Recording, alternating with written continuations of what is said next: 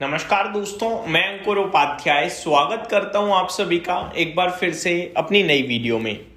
दोस्तों, यूएस और ईरान के बीच में जो मामला चलता आ रहा है वो अब एक नया मोड़ लेता हुआ दिख रहा है। आप सभी ने हेडलाइन पढ़ी होंगी कि ईरान ने स्ट्रेट ऑफ हॉर्मोज को बंद किया है टेम्पररी लेवल पे, और स्ट्रेट ऑफ हॉर्मोज एक बहुत बड़ा इंपॉर्टेंट रूट है कच्चे तेल की सप्लाई के लिए।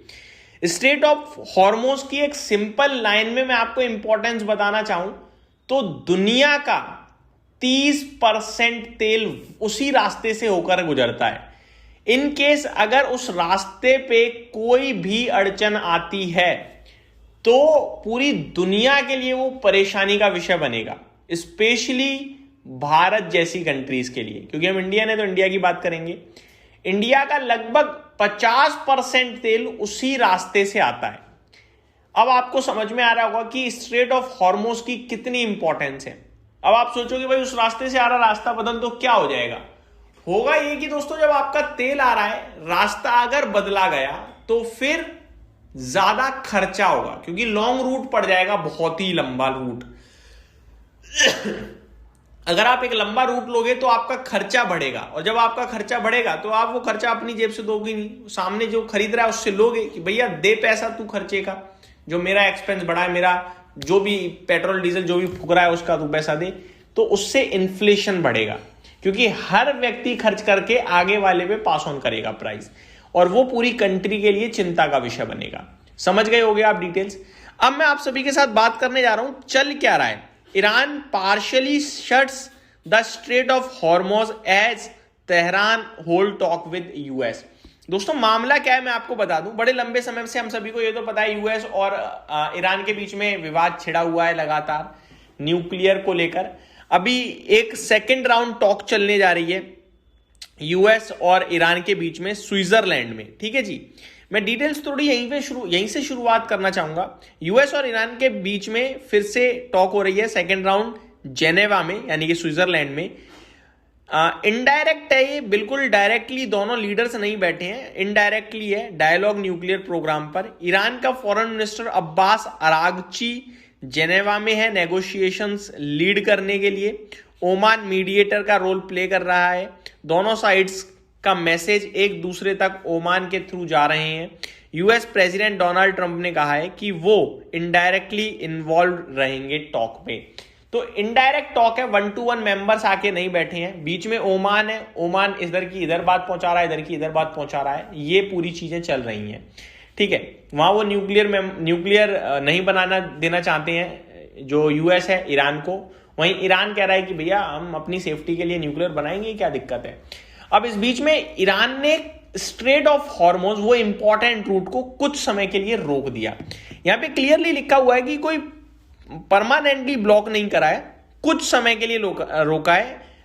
इनफैक्ट यहां पे इन आवर्स में लिखा हुआ है, यानी कुछ घंटों के लिए केवल रोका है स्ट्रेट ऑफ हॉर्मोज। समझ रहे बात को। मैं एक बार डिटेल शेयर करना चाहूंगा। Iran has announced the parts of Strait of Hormuz will be closed for a short time, a few hours, because of military drills by the Islamic Revolutionary Guard Corps. Officials say this is a security and safety measure to protect shipping and conduct live fire exercise in the waterway.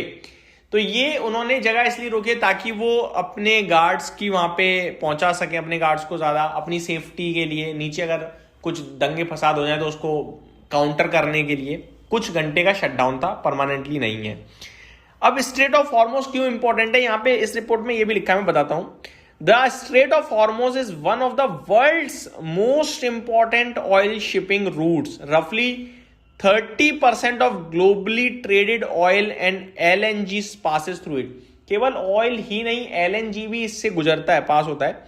It connects the Persian Gulf where many of the Middle East largest oil exporters are located to the Arabian Sea. Because of this, it is a strategically critical for global energy market and world trade. ठीक है। Iran sometimes warn it could close the strait as a strategic leverage point during times of heightened tension, especially with the United States and western countries. Are region include, total region मैं बताऊंगा। तो Iran बहुत बार धमकी दे देता है जब उसका US या वेस्टर्न कंट्रीज के साथ कुछ झड़प होती है कि मैं स्ट्रेट ऑफ हॉर्मुज रोक दूंगा, बट ईरान के लिए इतना आसान नहीं है ये। मैं इसके बारे में भी आगे आऊंगा। पहले कुछ इंपॉर्टेंट कारण बताऊं। रिस्पॉन्डिंग टू फॉरेन प्रेशर और military threat, Iran has faced sanctions, military threats and attacks on its nuclear or military sites, and periodic threats of closure are used as political pressure। तो Iran के ऊपर जब दिक्कतें आती हैं, ज़्यादा sanctions वगैरह लगाए जाते हैं, तो ईरान भी ये स्ट्रेट ऑफ हॉर्मुज को रोकने की धमकी देता है। बट क्या ये स्ट्रेट ऑफ हॉर्मुज रोकना इतना आसान है? एक्चुअली में नहीं है। केवल ईरान दूसरी कंट्रीज को परेशान नहीं करेगा स्ट्रेट ऑफ हॉर्मुज रोक के, दुनिया को तो परेशान कर देगा वो, लेकिन ईरान खुद डैमेज हो जाएगा। ईरान का खुद का धंधा है, ईरान खुद का ऑयल उसी रास्ते से बेचता है। अगर उस रास्ते से ऑयल नहीं जाएगा तो पहला तो ईरान की इनकम भी टूटेगी बुरी तरीके से, इकोनॉमी टूट जाएगी ईरान की खुद की। तो ये वो होगा कि आप सामने वाले को तो मारोगे लेकिन अपने आप को भी मार दोगे, तो शायद ऐसा नहीं करेगा वो। ये तो वही होगा कि मैं मर रहा हूं और आपको लेके मरूंगा, बट आप मर जाओगे, दूसरे को लेके नहीं मरोगे। सामने से आएगा प्रेशर, और यूएस तो पूरा खड़ा रहता है। यूएस की तो मिलिट्री भी रहती है वहां पे कि अगर कभी ऐसा कुछ करे तो हम कुछ कर दें, क्योंकि यूएस चाहता है एनर्जी की जो प्राइसिंग है वो कंट्रोल रहे। अगर स्ट्रेट ऑफ हॉर्मुज रुकता है तो डायरेक्टली 10 to 15 डॉलर प्रति बैरल का प्राइस डायरेक्टली महंगा हो सकता है। ठीक है, तो ये डिटेल्स थे। इंडिया, चाइना, जापान, यूरोप, ये तो ज्यादातर इसी रूट पे डिपेंड करते हैं। तो मेरे हिसाब से अभी के लिए मेरे को लगता है ये जो बैठक है, बातचीत चल रही है, उसको थोड़ा सा पावर दिखाने के लिए ईरान ने ये सब किया है, बट एक्चुअली में कुछ होगा नहीं। स्ट्रेट ऑफ हॉर्मुज नहीं बंद होगा, और अगर रुकता है तो फिर मामला बड़ा हो सकता है, जिसके चलते क्रूड उछल सकता है और क्रूड रिलेटेड स्टॉक्स में एक्शन आ सकता है, बट बहुत ही टेम्पररी होगा।